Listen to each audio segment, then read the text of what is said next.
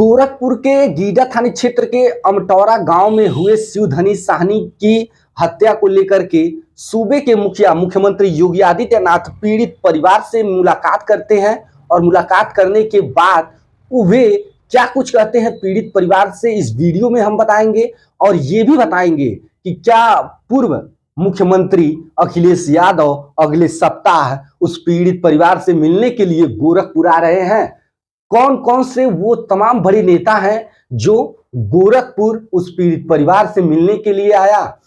स्थानीय लोगों का यह भी कहना है कि अब यह पूरा मामला, यह पूरा हत्या जो है ठाकुर बनाम निषाद हो गया है। इस पूरे मामले पे हम बातचीत करेंगे और अभी तक आप हमारे इस चैनल को फॉलो नहीं किए हैं, सब्सक्राइब नहीं किए हैं तो भाई देर किस बात की, सब्सक्राइब करिए, फॉलो करिए और इस पूरे घटनाक्रम को थोड़ा सा मैं विस्तार से बताऊंगा। उसके बाद से हम बात करेंगे कि कौन कौन से नेता उस पीड़ित परिवार के घर पहुंचने वाला है और अमटौरा गांव को पूरा किलेबंद किया गया है। कोई परिंदा तक अभी पर नहीं मार पाएगा जब तक प्रशासन नहीं चाहेगी। जय हिंद, आप देख रहे हैं एबीसी हिंदुस्तान और मैं हूं कुमार बबलू। तो साथियों बता दें कि बीते कुछ दिन पहले शिवधनी निषाद की हत्या के बाद जो है यह पूरा मामला राजनीतिक ट्रूल पकड़ता जा रहा है। यह पूरा मामला गोरखपुर जनपद के गीडा थाना क्षेत्र का ही एक गांव लगता है जिसका नाम है अमटौरा। अमटौरा गांव का ही एक निवासी है शिवधनी साहनी। शिवधनी साहनी का उसी के पड़ोस का रहने वाला पिकलू सिंह के साथ विवाद होता है साइकिल हटाने को लेकर के। अब साइकिल हटाने को लेकर के जब विवाद होता है तो वह विवाद इतना अधिक बढ़ जाता है कि पिकलू सिंह का परिवार जो है आग बबूला हो जाता है और आग बबूला होने के बाद जो है यह मामला हत्या गोली तक पहुंच जाता है। पिकलू सिंह का परिवार निषाद के परिवार पे टूट पड़ता है और लाइसेंसी रिवाल्वर से उसकी निर्मम तरीके से गोली मार करके हत्या कर दी जाती है। बताया यह भी जा रहा है कि उन निषाद परिवार यानी शिवधनी निषाद की पत्नी को भी गोली लगती है। गोली का छर्रा उन्हें भी लगता है जो कि अभी हॉस्पिटल में भर्ती हैं। और मैं बता दूं इतना ही नहीं, उसकी हत्या तक ही नहीं यह मामला रुकता है, यह मामला आगजनी तक पहुंच जाता है। जब हत्या के बाद मनबर वहीं नहीं रुकते हैं, उसके बाद जो है शिवधनी साहनी का घर भी आग के हवाले कर दिया जाता है। आक्रोश इतना कि अब उस परिवार की झोपड़ी को, उस परिवार के बसेरे को, उस परिवार के घर को आग लगा दिया जाता है और आग लगाने के बाद वह पूरा घर जलकर खाक हो जाता है। अब इस पूरे मामले को लेकर के गोरखपुर के एसएसपी मौके पे पहुंचते हैं, इस पूरे घटनाक्रम को छानबीन करते हैं और अपराधी को सलाखों के पीछे भेजने का भी काम करते हैं। लेकिन अब ये मामला कहां रुकने वाला था, अब ये मामला राजनीतिक टूल भी पकड़ता गया। जैसे ही दिन बीत रहे थे वैसे ही जो मामला है वो राजनीतिक रूप लेता जा रहा था। वहीं एक झड़प हमें देखने को मिलता है भारतीय जनता पार्टी के पूर्व राज्य रहे मंत्री जयप्रकाश निषाद का। वहां के थाने के एक पदाधिकारी हैं जो कोई राय करके उस वीडियो में पुकारा जा रहा है कि राय साहब, आपकी मां को गोली मार दिया जाए बीच चौराहे पे, आपके पिता को गोली मार दिया जाए बीच चौराहे पे, आपके भाई को गोली मार दिया जाए बीच चौराहे पे, तो आप क्या करेंगे? ऐसा कहना था जयप्रकाश निषाद का, जो कि भारतीय जनता पार्टी में अभी वर्तमान में है। अब मैं बताता हूं कि उसके बाद कौन कौन से नेता जो है उस पीड़ित परिवार के घर पहुंचते हैं।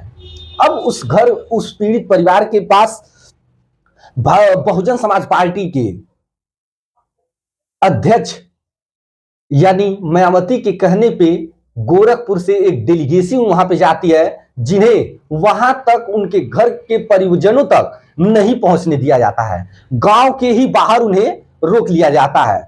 अब गांव के बाहर रोकने के बाद जो है खूब हंगामा होता है कि आखिर उस पीड़ित परिवार से शोक संवेदना व्यक्त करने के लिए क्यों नहीं उन्हें वहां पर जाने दिया जा रहा है।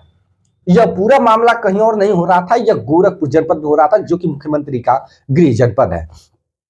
अब उन्हें वापस भेज दिया जाता है। बहुजन समाज पार्टी के जितने भी कार्यकर्ता थे वे सभी अब वापस लौट गए, जिसमें दारा सिंह थे, जिसमें बहुजन समाज पार्टी के जिला अध्यक्ष शशि कपूर थे।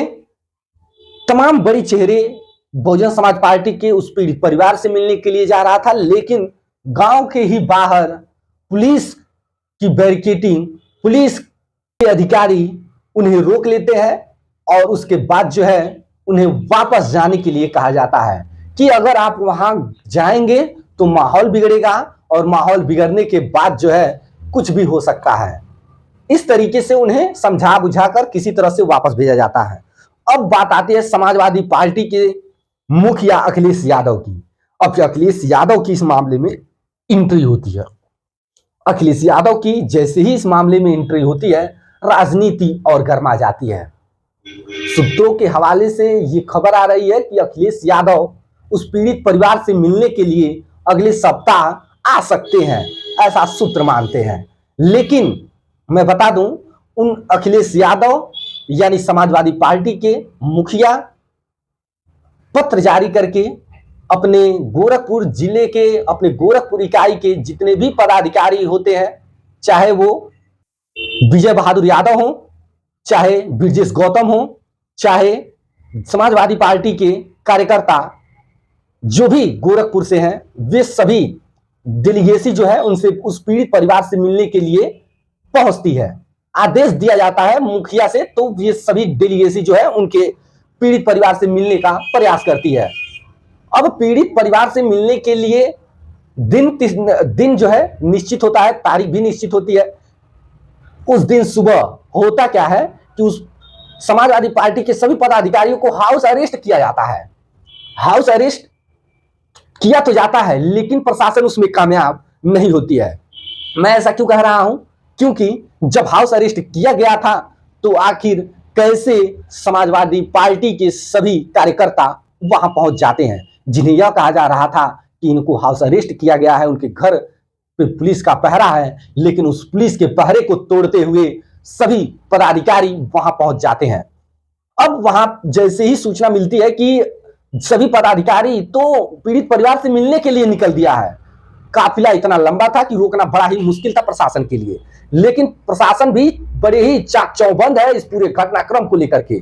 अब इस पूरे घटना को अब जो है पुलिस प्रशासन को एक बड़ी चुनौती थी कि इस डेलीगेशन को रोका कैसे जाए, क्योंकि संख्या अधिक थी समाजवादी पार्टी की और पुलिस बल इस वीडियो में देख सकते हैं कि थोड़ी कम दिखाई दे रही थी, लेकिन फिर भी इतना काफी था उनको रोकने के लिए। बाकी यहां गांव के ही बाहर समाजवादी पार्टी के काफिले को रोक दिया जाता है, पीड़ित परिवार से मिलने नहीं दिया जाता है, लेकिन समाजवादी पार्टी के कार्यकर्ता वहीं धरने पर बैठ जाते हैं। अब धरने पर बैठने के बाद समाजवादी पार्टी के कार्यकर्ता नारेबाजी करने लगते हैं, पुलिस प्रशासन जिंदाबाद मुर्दाबाद के नारे लगने लगते हैं और उसके बाद जो है सभी पदाधिकारियों को गाड़ी में बैठा लिया जाता है और गाड़ी में बैठा करके गोरखपुर लाया जाता है। यदि समाजवादी पार्टी के कार्यकर्ताओं को भी गांव में एंट्री करने से पहले रोक दिया जाता है। यानी अब समझ सकते हैं कि गांव की किलेबंदी किस तरीके से की गई है कि अब परिंदा भी वहां पर नहीं मार पा रहा है। जिस तरीके से आपने देखा था कि देवरिया हत्याकांड में जिस तरीके से नरसंहार हुआ था और उस नरसंहार के बाद जो है उस पूरे गांव को किलेबंद कर दिया गया था, उसी प्रकार से गोरखपुर के इस हत्याकांड ने उस गांव की पूरे चारों तरफ से किलेबंदी कर दी गई है। अब आते हैं भारतीय जनता पार्टी के उन पदाधिकारियों के बारे में जो वहां पे मिलने गए थे। हम बात करेंगे सूबे के मुखिया मुख्यमंत्री योगी आदित्यनाथ की। सूबे के मुखिया उस पीड़ित परिवार को बुलाते हैं और पीड़ित परिवार से मुलाकात करते हैं, उन्हें यह आश्वासन देते हैं कि जो भी इसमें अपराधी हैं वो बख्शे नहीं जाएंगे, चाहे वो किसी भी जात धर्म संप्रदाय से हों।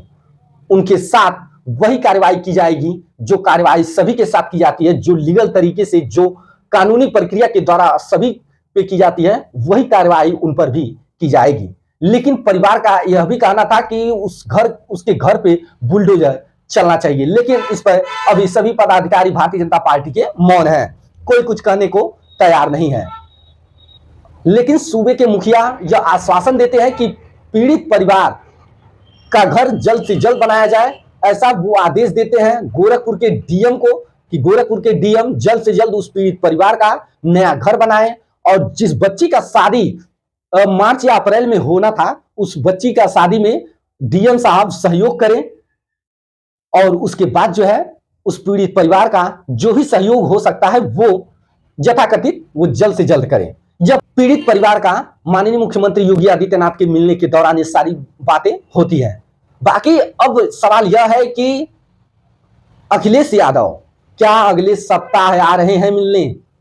तो मैं सूत्रों से जो जानकारी मिल पा रही है वो बता दूं कि अगले सप्ताह हो सकता है कि अखिलेश यादव उस पीड़ित परिवार से मिलने के लिए अमटौरा गीरा थाना क्षेत्र पहुंचे। बाकी आपकी क्या प्रतिक्रिया है इस पूरे घटनाक्रम को लेकर के, आप हमें कमेंट बॉक्स में कमेंट करके जरूर बताइएगा। बाकी अन्य खबरों के लिए आप हमारे इस चैनल के साथ बने रहें। अगर ये वीडियो पसंद आया तो वीडियो को अधिक से अधिक शेयर करिएगा। फिर मिलते हैं साथियों नेक्स्ट वीडियो में। देश दुनिया की तमाम खबरों के लिए आप हमारे साथ बने रहें, देखते रहें एबीसी हिंदुस्तान।